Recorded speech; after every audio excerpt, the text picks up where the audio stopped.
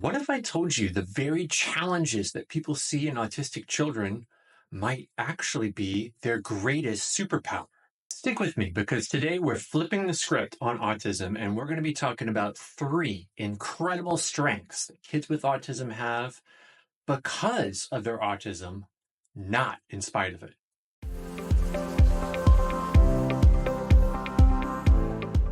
When most people hear the word autism, they tend to focus on the challenges of it. The communication difficulties, the sensory sensitivities, the difficulties in being able to maintain relationships. And while yes, autistic kids can experience the world in different ways than neurotypical peers, focusing just on these challenges misses a huge part of the story. Hi. I'm Dr. James Thatcher. I'm a clinical psychologist, and I'm the clinic director here at Forest Psychological Clinic in Portland, Oregon. And I've been working with children, teens, young adults, a range of folks with autism and other neurodiverse issues. And today, I want to talk about the 3 superpowers that I keep seeing over the several decades that I've been working in this field. And if it's one thing that I've learned, it's not that the autistic brain is defective or broken. Rather, it's uniquely beautiful. So let's get into it. Let's talk about the 3 superpowers I see kids have because of their autism. The first one is hyperfocus, or deep concentration. While many kids struggle to stay focused and pay attention, kids on the autism spectrum have this unique superpower in that they're able to do a deep dive and spend a lot of time and concentrate and learn a lot about certain topics. And this can range from all kinds of different things. I've seen kids become hyper-focused on space, animation, different languages, coding.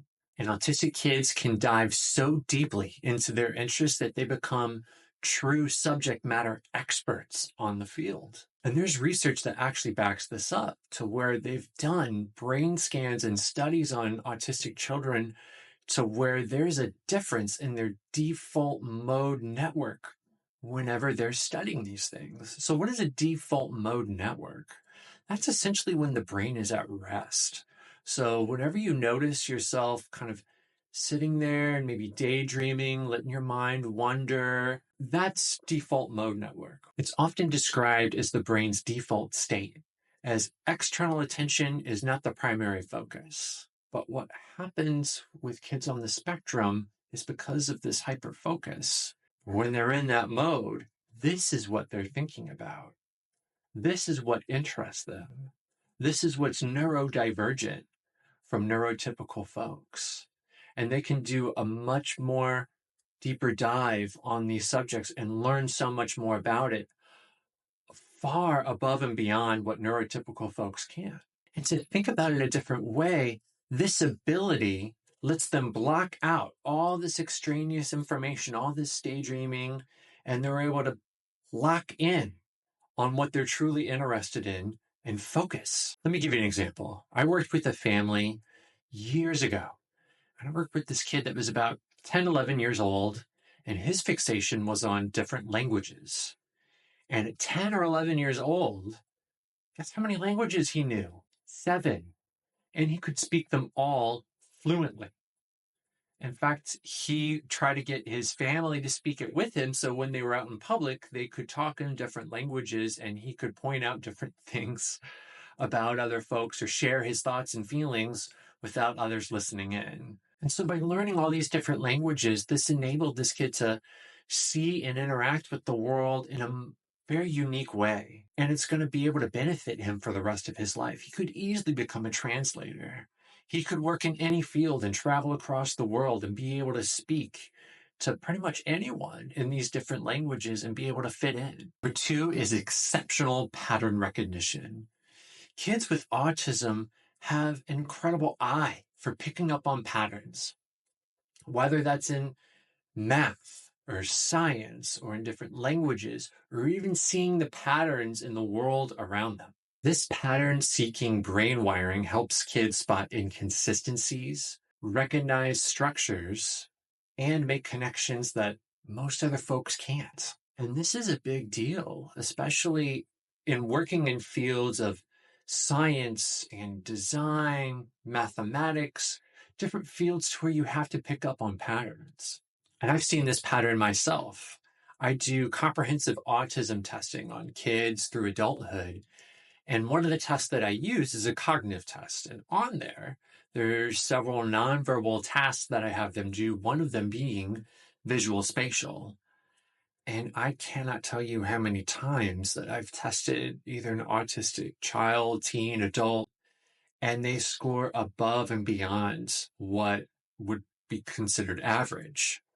In fact, I've had it happen a number of times to where their scores were so good, it was perfect, which as an evaluator, I don't particularly like that because that means that the measure that I gave the person didn't capture their intelligence. But in all fairness, the measure that I'm using is up to date and state of the art.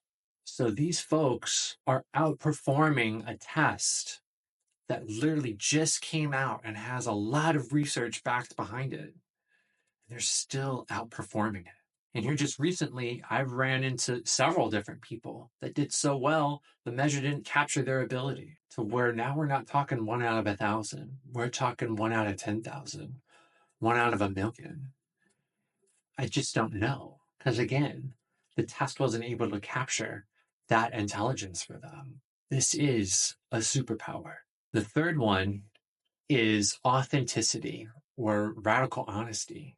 One of the most beautiful qualities that I've had the privilege of witnessing in my autistic patients is that they are radically honest and radically authentic with other folks. They're not the ones to be playing social games, sugarcoating things, or to say things that they don't mean just to fit in. And while this can come off as rude or being way too blunt in a neurotypical world that seems to prioritize politeness over honesty, this is actually one of their deepest strengths. Autistic children often show a level of genuine honesty, loyalty, and integrity that is very hard to find elsewhere.